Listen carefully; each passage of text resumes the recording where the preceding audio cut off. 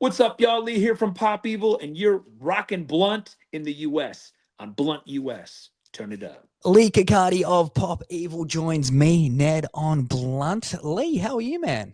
Real good, man. Thanks for having me, man. Yeah, really appreciate it. Now, congratulations. It's been a very big year for you. What Yeah, Remains is a great one, Lee. thank you so much. Thank you. Am I right in saying that it's a little bit edgier than your previous material? Yeah, it's definitely it's the harder era for Pop Evil, no doubt about it. Yeah, which is funny because then you released this acoustic EP, Unleaded, which is couldn't be any more different. But what's your mindset going into What Remains, Lee? I go into every album a little different, right? You're always a little bit.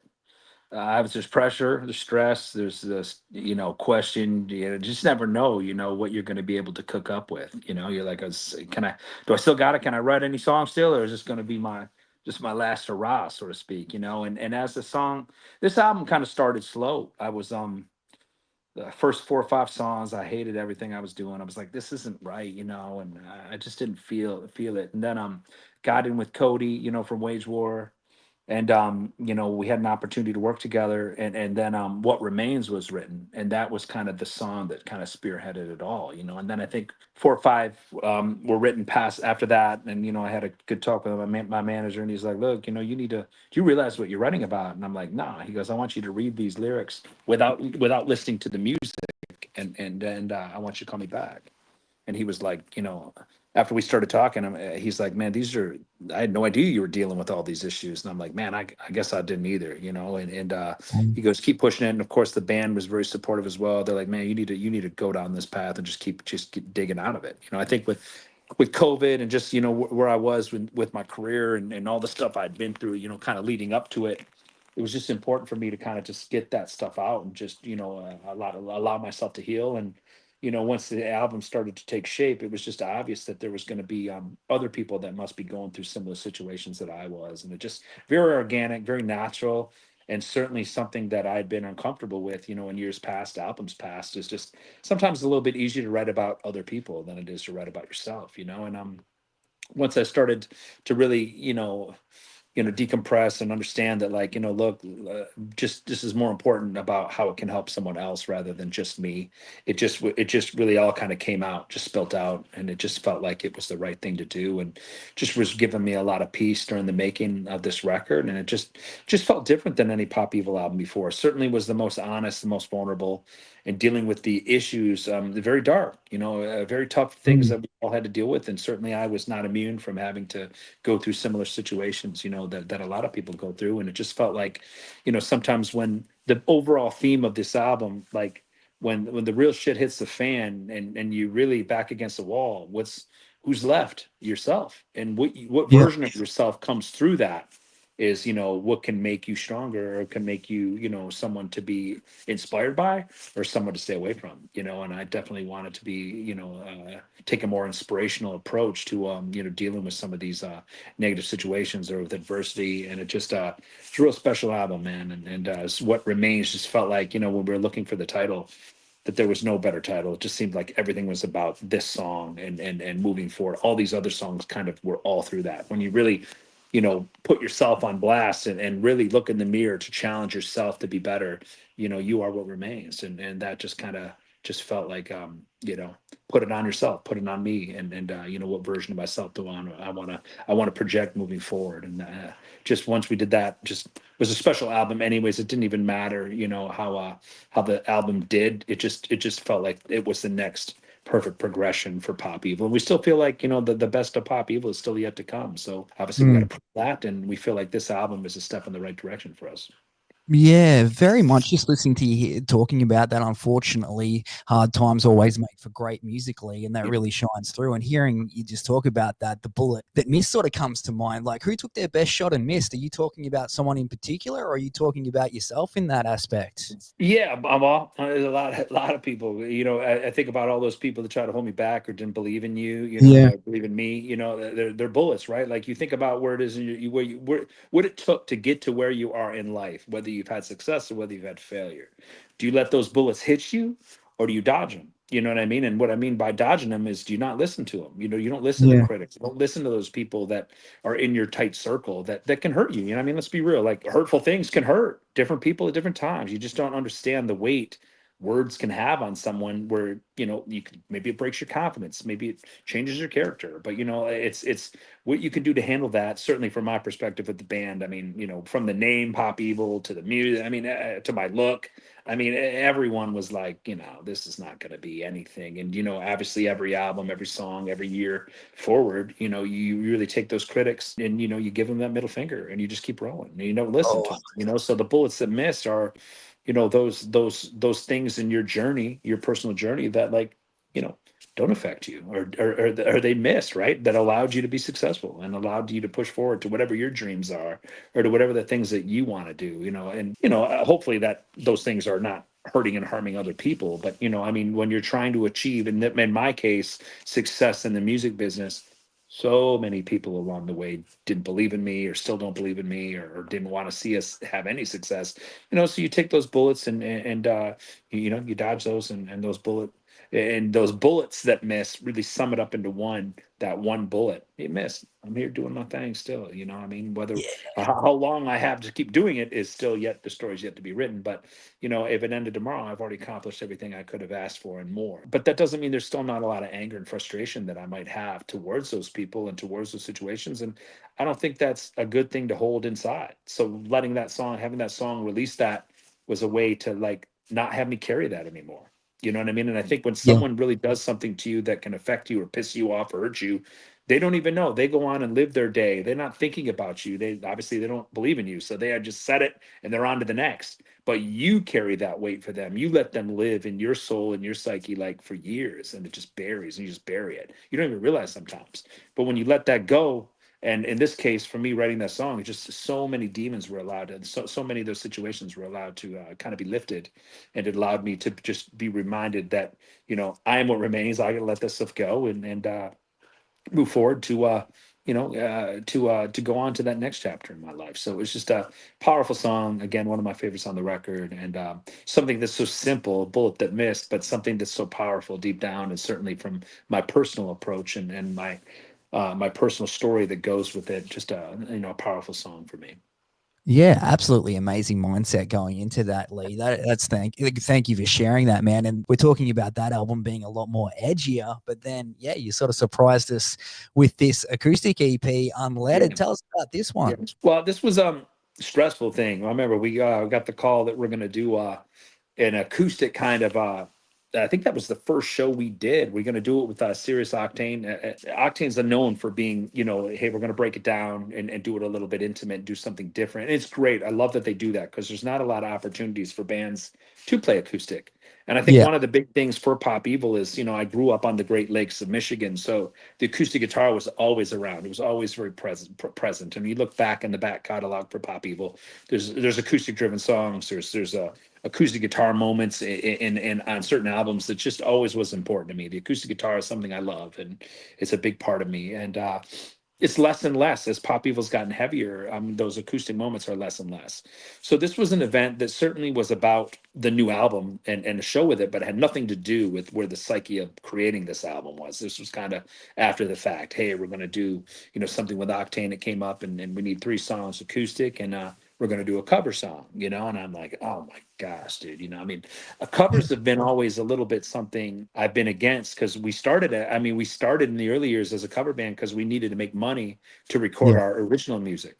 So, you know, covers we did for, I think, 10 years before we got a record deal. So I hate Oh, covers. I wow. hate it. What we vowed to each other, we're like, well, I'll never play another cover song again, you know. But it's just at the right time. I mean, there's so much. I think the pandemic really changed a lot of those thoughts. It was like, hey man, we got to be grateful. We'll play a cover. Let's do it. I feel like we were watching, you know, the Breakfast Club came on, you know, on the tour bus or something, and everyone's got a story about the Breakfast Club, because it's a, you know, a pretty big '80s movie, and we were all kids. We were all young, so we all had that maybe that date. For me, it was a dating moment, with that girl, and she just wanted, and we're young and dating, and she just wanted to watch The Breakfast Club, and I'm like, dude, I do not want to watch that. Let's go watch like the sporting event or something. But she wanted to watch The Breakfast Club, and then years later, you're like, oh, I like that movie, But there's something about the lyric, on this particular cover, the "Don't you forget about me" line is so powerful and just struck me, because 8 albums in, 20 plus years of a career, there's just still that moment that there's still so many people that don't know you.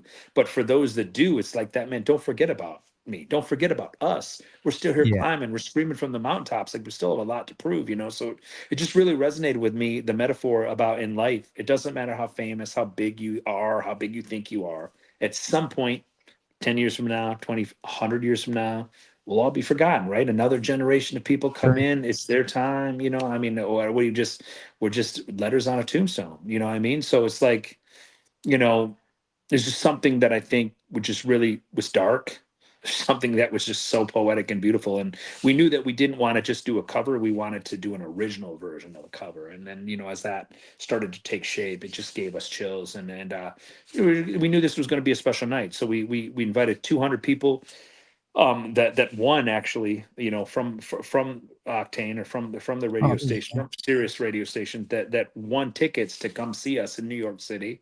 And they were going to just get the unleaded performance, and it was just such a hit. It was just amazing. We pre-taped it, but we didn't know for sure if we were going to release it. Obviously, Octane was going to release some of it, and it just was so special, so awesome that the label and the managers were like, hey, we want to release this, and I'm like, permanently? What do you mean? Just put on YouTube? They're like, no, no, no, we want to like really release this for the first time in the band's career. And I'm like, okay, cool, man. Let's let me hear how to turn on. I didn't even know how to. I knew it was great live, and it just, when we heard the playback, it was just awesome. It was bone chilling. It was just raw, unplugged. The way that kind of I remember, growing up watching MTV here in the States, and their unleaded kind of acoustic performances. It just kind of reminded me a lot of that. And I was like, I think our fans are going to really enjoy that. And certainly the contrast between, the acoustic and then of course to the heavy on What Remains. Mm, I think, you don't, a lot of bands, when they do their acoustic stuff, they do the slower songs, but I'm like, nope, I want to do Paranoid heavy. I want to do yeah. Paranoid heavy to acoustic. I want to do What Remains, not only heavy, but let's do an acoustic version of that.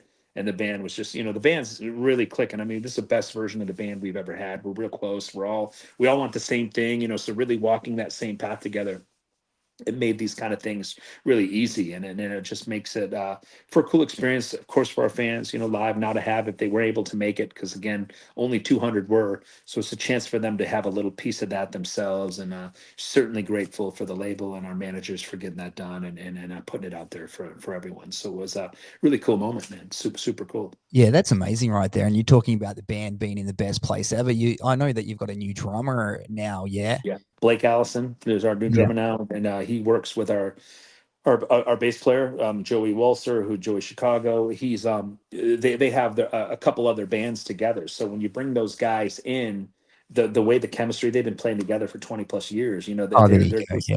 they just read each. It just really came. And even though our older drummers have all been great, it's like once Blake came in, it changed the game, because I mean, when you have, a bass and drums, the more locked in they are, the better the band sounds, So to have these two now really humming, and again, we grew up with those guys. They brought us on our first tour together with Pop Evil, with one of their other bands when we first started. So I mean, we've been friends forever. That it was just like, when this happened in COVID and we needed some lineup changes, it just, those were our first guys that we wanted to call. And the fact that, we can all be playing together.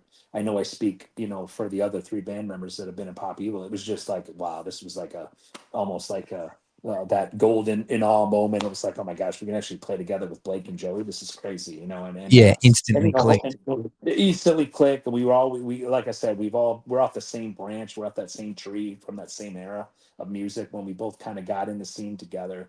And hopefully we continue to stay together for a long time. And we really feel like there's the best Pop Evil, the best version of Pop Evil still yet to come. So we're hoping that this album is a step in the right direction for that. Yeah, 100%. Couldn't agree more. The best is still to come in this latest album. If that's a thing to go by, then we are in for an absolute treat. You're only just getting started, Lee, looking at it like that. Now, last time I was chatting to you, man, I think you were on like a hoverboard or a skateboard or something like that. Do you still Oh, get into that outside of music? I'm trying. I've been golfing a little bit more now. I mean, I've only Oh, been off tour for 2 weeks, so I mean, I've still been. I don't get that much time. I think our next show is July 3rd, so I only got like a month to try to get everything set up, and then we're back, and then we'll be touring all through the summer, and then probably into fall, and then when we get into next year, we'll probably be back to. I mean, already writing, but it'll be back to writing officially now for the next record. So it's just it's like one after the another. It just keeps going, but we're certainly excited. Like you said, the album's only been out since March, so it's still yeah. fairly new. So just trying to enjoy, take it in. I mean, it's just the response we've had on this album is it's like nothing we've experienced on any album before. So it's still a little bit overwhelming, and we're certainly humbled by the response and so grateful. But if anything, it's just using it as fuel and inspiration to go out there and even push our boundaries to make a better record than even this one. So I know we're really focused on our identity and that hard rock and metal balance, really pushing not only our music but pushing my vocal as well, and our themes, and making sure that it's on point for proving to our fan base what the new pop evil identity is moving forward, and really locking in on that, and just setting in and getting ready for the future to just keep delivering. Again, everything comes back to that live show, and certainly taking any studio work, we want to put it in that live show. When you've had 8 albums, sometimes hard coming up with that set list, but it's certainly Yeah. been a challenge. But it's an exciting challenge to have, and excited to kind of manipulate the set list here, manipulate it there, to try to get that perfect balance between old school pop evil and new school pop evil, and prepare for new generations of fans to come in and hopefully be with us for a long time. Yeah, man, that is amazing right there. And you were talking about the 80s before and growing up in the 80s. If you could bring something back from back then, what would it be? Oh man, it's easy. I'd bring the non-social media era back, because it was Oh, just, yeah. there was an innocence there that was just, you didn't know. It's like, oh my gosh, you got that in Australia. You'd have to go to Australia to get it, whether it True. was a toy, whether it was a appliance, whether it was something cool musically. You'd have to get that, hey, maybe we did that acoustic version that we released only in Australia. We had to go to Australia to get it. Now you can get it anywhere, which is cool. But there's just something that was so pure about that era, that was just, there was an innocent that was lost now. This is different. And both great times, but the 80s was I mean, it was an amazing time, right? Because it influenced where I am today. Without it, I wouldn't even have had that love for the music the way that I did back then, and chasing CDs back then, or cassette tapes for a minute, and then the tape single, then to the Yeah. CD, to the CD single, and now of course back to vinyl. It's crazy how it all kind of comes back around. Yeah, it comes around full circle. Well, thank you Yeah. so much, Lee. 2025 and beyond. So you said you've got a bunch of shows coming up. Yeah. What else is in the works? Just the shows at the moment. Obviously, we're writing like nonstop, getting ready to just everything we can do to prepare for the next record. I'm already hot and heavy into new music and diving in, but still trying to enjoy a little bit along the way. I know it was a long process. It was about a year process to get an album done and written. So you take a lot of time away from your family and friends for that. So a lot of recharge with them now, because once next year, the end of this year into next year, you're right back at it. You're in the studio Yeah. nonstop and dialing in. So you really want to take any kind of off time you can with family and friends, because you need that, man. You need that to refuel. Traveling and playing shows for a living can be tough on depression. It can be tough on you Mm. emotionally, and you just know now, 20 plus years in, 8 albums in, that you when you need to separate it. Okay, music's got to be second now. I got to put my family first. Or you know what, hey, it's about the fans now. We're on tour. Family's going to be number two for a minute. And that's really what it is for us. Like, people don't understand, when it's time to tour, family kind of is number two. I mean, it's always number one, but I mean, it's like, I hey, know. if I got to be out the tour, I can't be home. You guys are gonna have to make the sacrifice to get things done, and know that I'm not gonna be there. Or, but when you're home, it's like, okay, then you got to put the band number two for a minute, and really kind of get stuff done, and be there by being present. Whether that's just mowing the lawn, or getting groceries, or carrying this or doing that, or it's just, hey, you're just at home watching TV with everybody. Your presence is important. For people in their lives, and it's important not to forget that. And it's easy with how busy, especially being a male figure for your loved ones. It's easy to get on to the next, or want to hang with your boys, or go do that selfish thing that you want to do. But it's important sometimes to be there for other people, and just sometimes just being present in the moment, just being there, and being able to give a hug, hug and just being able to talk to someone that hasn't talked to you in months, just saying like, hey man, I love the band, but I don't want to talk about, all our friends and family are like, we love the band, you're doing so amazing, but I don't want to talk about the band. Can we just talk about anything but the band? It's just crazy, the flip mentality, the people that have been with you for years, they don't want to talk about the band. They just want to talk about me, you know what I mean? And that's refreshing because everyone else in the real world for us, they just want to talk about the band. And that's great. It's awesome. I talk about the band all day, but it's nice to kind of just talk to me about, well,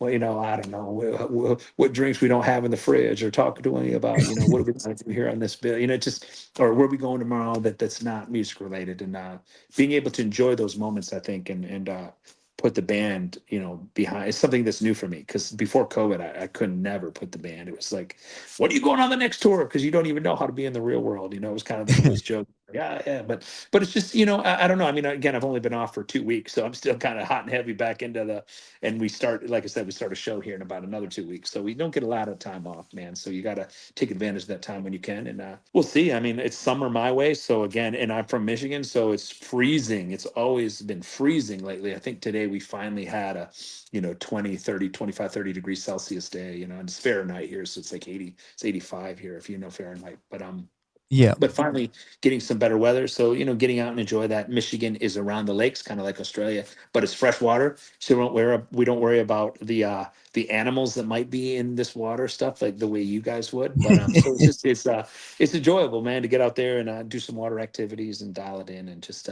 Michigan summer, man. So to enjoy. And you guys are winter right now, winter on now your time. So Yeah. it's not quite as chilly as here, but still, I mean, a little bit different for y'all. Actually, probably a break for you guys with how hot it gets your way.